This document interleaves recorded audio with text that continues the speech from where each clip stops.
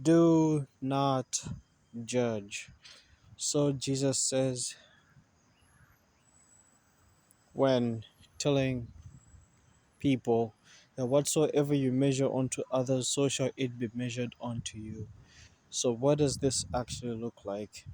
You know, today I've learned like we have a habit of getting behaviors and identities and things from a templated perspective rather than it being a more flavorful idea, like a more flavorful idea, like a painting, because the transformation of the heart isn't about a series of do's and do nots. No, no, no. It's a genuine outward release that revolves around you genuinely wanting to be transformed by God. So while I'm talking about not judging people, I don't know if it's just me where I feel a strong insecurity to share my faith, that if I don't share my faith then I'm not certain, or I'm not a Christian, or I'm not this, or I'm not that. But really it's not a genuine it's not a it's not a genuine choice, it's a frightful one. It's an insecure choice. And insecure and genuine are not the same thing. So even if I say I love God, do I love God because I love him from the depths of my heart? Or do I love God because I'm afraid of not saying so?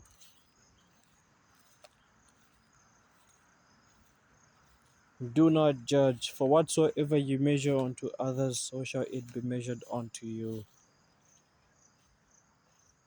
So I would say, again, by experience, because I give testimonial diaries every day, that not judging a person is not being harsh with them towards what they're struggling with, because God wasn't harsh with us towards what we are struggling with. Because if God was harsh with us, then we would have never seen Jesus. So in that way,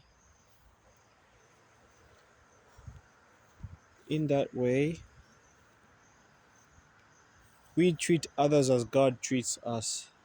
Not because of how others treat us in response, but because of it's who we are in our transformed relationship with God. So,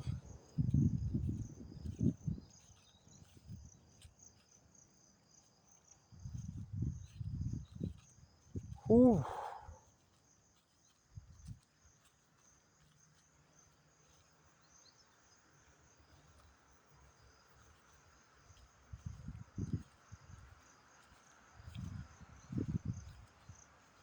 I know a transformation of the heart isn't a makeshift.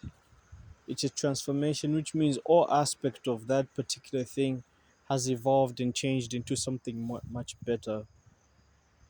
So, am I really changing when I'm telling people to stop doing things? Of course, it's good to confront wrongdoings by all means, but even the reason behind me doing this is also equally important. Because I myself, who is telling these people to stop doing these things, am I doing those things? And say I'm in a situation where I'm not doing those things and I'm telling people, how did God speak to me? How did God get me to walk away from those ways? That's the question I think should be best.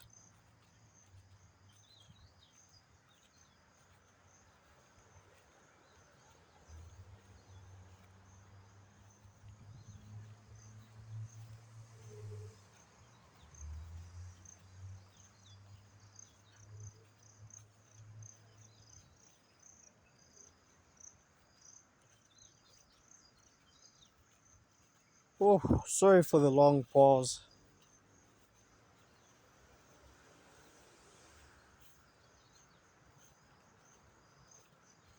Sorry for the long, extensive pause.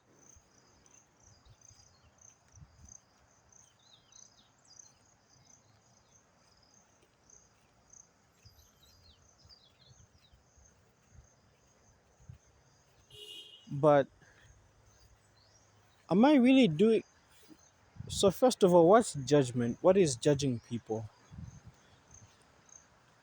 I researched this a few days ago, if not yesterday, I think the day before yesterday or the other day, I'm not sure. That is, it's condemning people, that it's declaring condemnation towards people for what they're doing. So if I'm judging someone, then I'm declaring condemnation towards that person of what they're doing. So if I see someone doing something extremely wrong, although wrong and extremely wrong is just like little or much damage, but it's still damage. So yeah. So if I see somebody doing wrong, my response to them to stop, Paul edified people. He didn't judge them. He warned people. He didn't condemn them. So warning people, I would say, is telling people to walk away from that idea and separating them from the wrongdoing, because that's the point of rescuing someone. Warnings are meant to rescue people from incoming danger, isn't it? So condemnation is you saying, because of what you have done, you're done. You're not going to hell. You're going to heaven. God doesn't love you. You're an abomination. You have done something this disgusting. How dare you? That's condemnation. But the Holy Spirit's conviction, He won't remind you of your mistake. He reminds you of your identity. So He tells you, that's not who you are. Walk away from it. That's not who you are. Walk away from it. So, condemnation and conviction. So, another way of conviction is warning somebody by telling them, hey, don't do that because this might happen or this is going to happen after that. And as much as it seems, it's as good as it is to warn others, do we heed warnings ourselves? Us who are giving the warnings, do we heed warnings? Because I've been running away from a hard truth, and that hard truth is that I haven't been committing half as much as I promised God I would commit towards Him. And commitment isn't lighting up 100 candles and praying day in and day out, morning to evening, and doing all of that. No, no, no, no, no. Prayer is a sacred thing. It's a divine conversation between man and God. So, and there's a time for everything. Solomon, who had the wisdom of God, said there's a time for everything. So no, it doesn't mean having an external performance of holiness now, but it means, am I living in accordance to what I'd actually hoped for?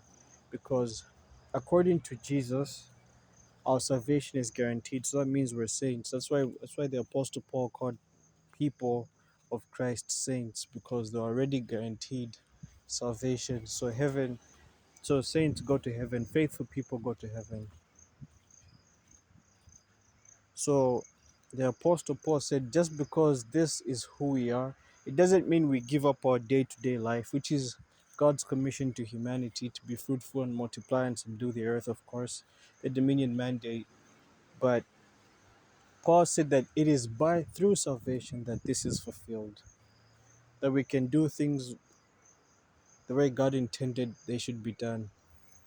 And of course, when we know what is right and we see someone else who is doing what is wrong, it's natural and it's okay for us to call that out.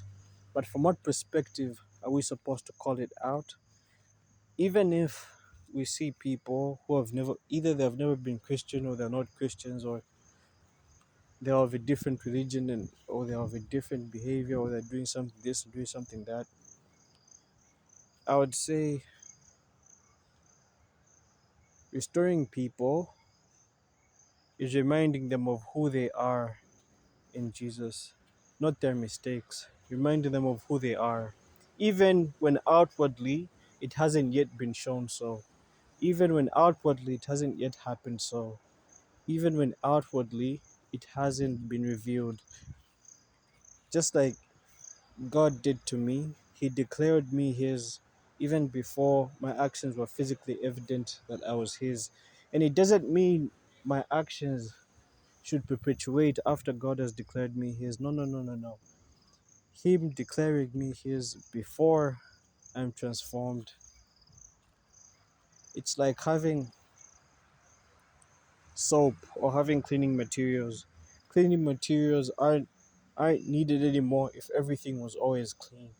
So we clean things to make sure they don't get dirty. And in that sense, our relationship with God keeps us clean from conforming to the patterns of the world that way. And another thing I've also noticed is that people don't actually know who God is. I mean, yes, He's holy and He's sacred, but they take the fear of God out of context so much that they avoid Him in many things. And avoiding God in many things is what leads people to indulge the ungodly perspective of living and all of that stuff. So I would say, do not judge means just as the Holy Spirit convicts us by reminding us of who we are and not our mistakes, this too is how we should respond outwards towards people by reminding them of who they are and not of their mistakes. It's one thing if we have shown them by testimonial evidence, and it's another thing if they completely reject, even despite being shown. I think that's the part where you leave the rest to God and not step in any further, because stepping in any further is encroaching in a person's free will. Do not judge, for whatsoever you measure unto others, so shall it be measured unto you. See ya.